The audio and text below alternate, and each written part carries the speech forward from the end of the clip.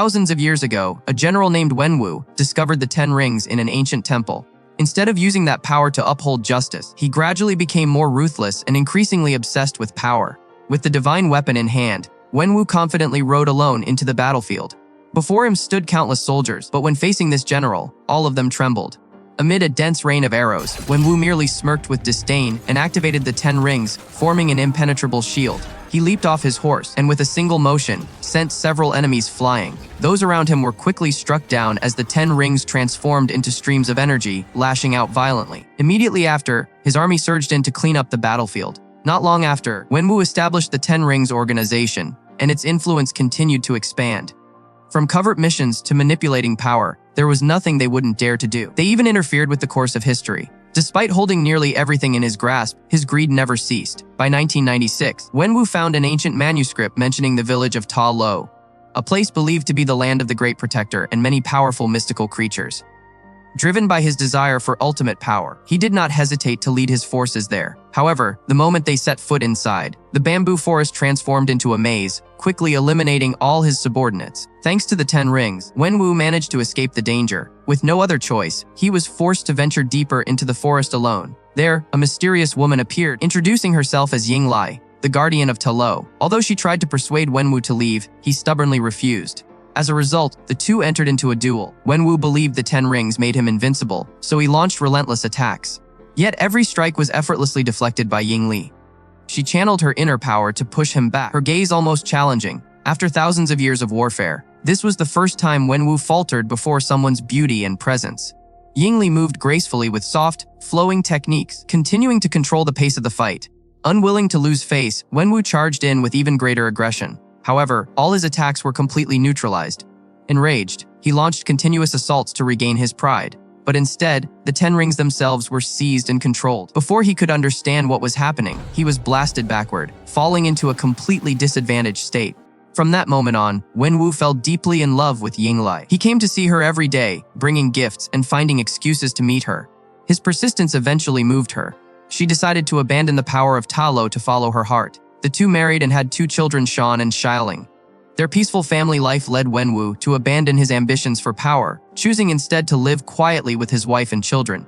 Before everything changed, Yingli gave Shan a jade pendant and told him it would guide him if he ever lost his way. Returning to the present, it was all just a dream for Shan. He holds a postcard sent from Macau, sighs, and begins his day by training and getting ready for work. Despite being the son of a powerful figure, he is living as an ordinary hotel employee. His co-worker and friend Katie sees a luxury car and wants to try driving it. Even though Shan warns her, she confidently takes the wheel, and being careful in Katie's way means speeding recklessly and swerving dangerously, making him break into a sweat. The next day, while the two are on a bus, a stranger notices Shan's pendant and tries to take it. He refuses and steps back, but is quickly blocked. When Katie reacts, she is pushed aside. Seeing this, Shan immediately steps in and swiftly takes down the troublemakers. A passenger seizes the moment to record and livestream, making the situation even more chaotic. Suddenly, a man named Razor Fist appears, his arm transformed into a glowing blade. The fight instantly escalates. Although Shan manages to evade him, the bus suffers severe damage. As the driver loses control, he fights while trying to keep everyone safe. As the situation becomes critical, Katie takes over the wheel while Shan continues to face his opponent. Realizing he cannot prolong the fight, he uses the situation at the back of the bus to knock Razor Fist out. Despite escaping the immediate danger, the bus continues out of control, fortunately brought to a safe stop with the help of a truck. The moment Shan realizes his pendant is gone, he immediately returns to his place with the intention of finding his sister, since Xiaoling also has a similar one. He wants to leave right away, but Katie is curious about his past and wants to understand so she can help. With no other choice, he tells her the story. When Shan was 14, taking advantage of Wenwu's absence, a group of enemies came to cause trouble. Yingli stepped in to protect her children and ultimately lost her life in the incident. When Wenwu returned and saw everything, he was enraged, put the 10 rings back on, and began his path of vengeance. From that point on, he became increasingly ruthless. Shan was then sent to a secret organization for training, where his mentor was Death Dealer. Carrying the bloodline of 2 masters, Shan quickly absorbed the skills and became exceptional, capable of taking on multiple opponents alone. Even Xiaoling did not escape the harsh training. One day, Wenwu appeared, handed Shan a knife, and ordered him to carry out revenge. After completing the task, Shan chose to leave and start a new life in the United States. Back in the present, Shan and Katie travel to Macau, following the address on the postcard. Their destination is an underground fight club, where a match between Wang and a strange creature is taking place. It seems that even a sorcerer needs to find extra ways to make a living. Meanwhile, Sean is surprised to learn that he has already been signed up to fight. Before he can react, Katie quickly agrees on his behalf. When he steps into the ring, Sean realizes that his opponent is none other than Wielding. Without a word of explanation, she launches a relentless attack. Although Sean tries to explain, she does not stop and continues to overwhelm him. The reason is that he once promised to return for her in 3 days, but then disappeared for years. On the screen, Sean appears battered and bruised, while the number of viewers skyrockets. It turns out Katie had bet on his defeat and made a significant profit. After the match, Wielding meets her brother privately and asks why he has come. Sean explains that the 10 Rings organization has taken his pendant, so he fears they will target her next. Wielding brings up his old promise and says she no longer needs him, but then a detail surprises them both. Wielding insists she never sent the postcard. At that moment, they realize they have fallen into a trap as the 10 Rings organization appears. Wielding quickly escapes through a hidden route with her subordinates, leaving Sean and Katie behind. With no other choice, Sean leads Katie to escape through the scaffolding system. Just looking down is enough to terrify her, but there is no way back. The assassins quickly spot them and give chase. Sean tries to fight back while moving across dangerous gaps.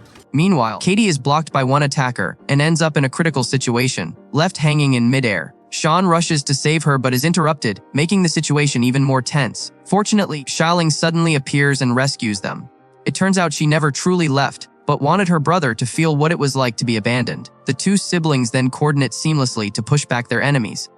At that moment, a sudden attack knocks them away. Death Dealer appears, takes the pendant, and quickly leaves. Sean immediately gives chase and confronts his former mentor. After several exchanges, he gains the upper hand but cannot deliver the final blow because of their shared past. Just then, Wenwu appears, intervenes, and takes back the pendant. He brings Sean and the others back to the 10 Rings organization. There, Wenwu summons his children and reveals that Yingli is still alive, being held within a seal in Talo. He believes this because every night he hears her familiar voice calling to him. The siblings are skeptical, but to prove it, Wenwu places the 2 pendants into a dragon statue. Instantly, water flows out, gathers, and forms a map leading to Talo, a path that appears only once a year during the Qingming festival. Wenwu wants the whole family to go to Talo together to bring Yingli back. However, Sean continues trying to persuade his father to abandon the plan. In the end, all 3 of them are detained within the 10 Rings compound. Sean happens to meet a man named Trevor, an actor who has been kept there for a long time after falling into Wenwu's hands. He lives alongside a strange creature with no eyes, nose, or mouth. What surprises him is that Sean can also see the creature, prompting him to exclaim with relief that he hasn't been imagining things after all. The creature says it knows the way to Talo and wants to guide Sean and Wielding there. The problem is that they are trapped inside, seemingly with no escape. At that moment, Wielding uses her inner power to break through a wall, opening a path to escape. The group follows the tunnel and arrives at a garage. Wielding quickly chooses a BMW electric car for transportation. In the modern age, choosing an electric vehicle is both smooth and environmentally friendly, a reasonable decision. At this point, Katie gets a chance to show off her driving skills. The pursuers behind them are quickly handled by Sean and Wielding. As they approach the gate, the car requires fingerprint authentication to open it. At that moment, Trevor pretends to fall onto the control system, accidentally helping them activate it successfully. Guided by the creature, they soon reach the bamboo forest and pass through the maze to enter Talo. There, they witness countless legendary creatures such as phoenixes, winged horses, and kulins. Sean cannot help but be amazed by the rare sight. The villagers welcome them warmly, yet it is clear to anyone that this place is far from weak. A woman steps forward, introducing herself as Ying Nan, Yingli's sister and the siblings' aunt. After the initial surprise, she gives them a tour and recounts the history of Talo. Thousands of years ago, the village was once threatened by a dangerous entity known as the Dweller in Darkness. At a decisive moment, the Great Protector appeared, defended the village, and sealed the creature along with its kind within a mountain. However, it has never abandoned its desire to escape, constantly trying to influence those with power to free it. It is possible that Wenwu has been affected, leading him to believe that Yingli is still alive. Recognizing the danger, the villagers begin preparing for the coming confrontation. They use dragon scales to craft special weapons capable of countering the dark forces. Ying Nan brings the siblings to a sacred place and gives them armor made from dragon scales, capable of resisting the enemy's power. Wielding is also given an additional weapon to enhance her combat abilities. Everyone enters an intense training phase. Katie, unaccustomed to close combat, is trained in archery. Meanwhile, Shan is personally trained by Ying Nan. She explains that Ying Lai once overwhelmed Wenwu using Tai Chi, and now she will pass that knowledge on to him.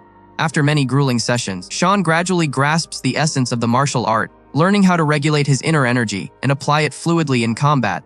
On the other side, Wenwu also prepares for the assault. Visions of his wife appear more and more frequently, causing his mind to become increasingly unstable. Eventually, the inevitable moment arrives. Wenwu leads his forces into Talo. Without many words, both sides immediately engage in a fierce confrontation.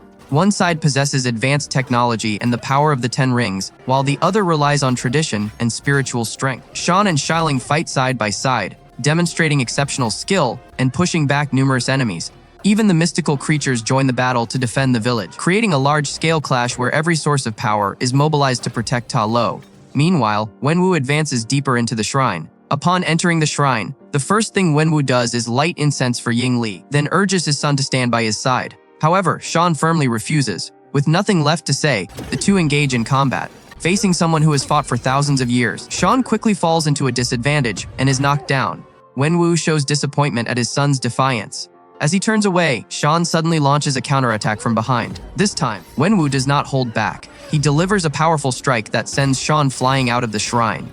He then relentlessly attacks with the 10 rings, yet still cannot completely subdue his opponent. At this moment, Shan channels all his emotions, believing that his father was the one who forced him onto a path of violence in the past. All his resentment erupts, transforming into fierce counterattacks. Wenwu is surprised as his son begins to push him back. But the moment Shan hesitates, Wenwu immediately retaliates and knocks him into a nearby lake. Hearing familiar sounds, Wenwu quickly approaches the dweller, in darkness's seal, and repeatedly strikes the gate. The seal begins to weaken, allowing some creatures to escape. Realizing the urgency, Ying Nan proposes that both sides cooperate if they do not want to be overwhelmed.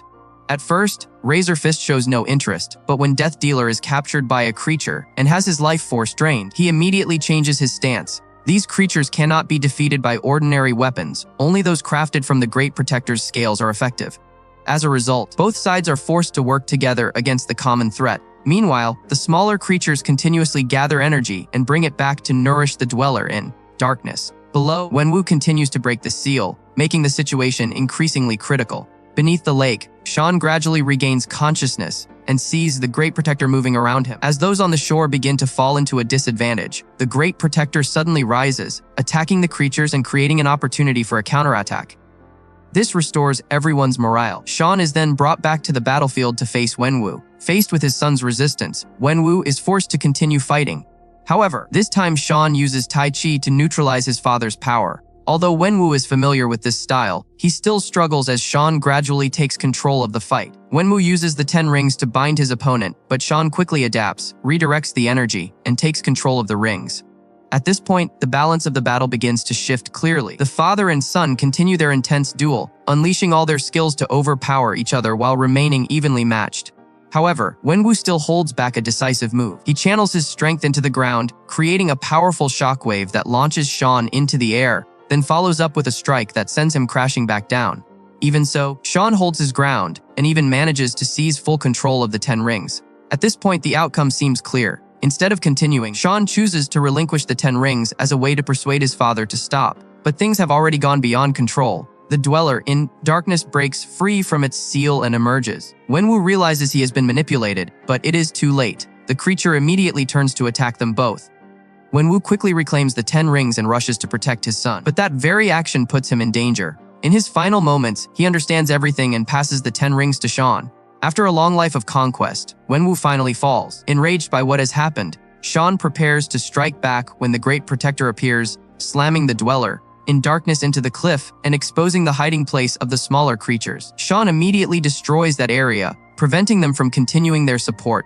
He then joins forces with the Great Protector to confront the main enemy. The Great Protector relentlessly pressures the dweller in darkness, forcing it into a fierce struggle. When at a disadvantage, the smaller creatures appear, carrying energy that helps it recover. As a result, it regains the upper hand and restrains the Great Protector. The situation becomes critical as it prepares to drain its opponent's energy. At that moment, an arrow suddenly flies in, interrupting its action. The one who fired it is Katie. Seizing the opportunity, Shan and Xialing coordinate with the Great Protector to launch a powerful counterattack. Shan delivers the final blow, using the 10 rings in a direct assault, leaving the Dweller in darkness unable to resist and completely defeated. In the end, peace returns to Ta Lo. Despite the victory, what has happened leaves a lasting impact on everyone. The story concludes with a clear message: what is right can prevail, but only when people are willing to face it, take action, and change their own fate.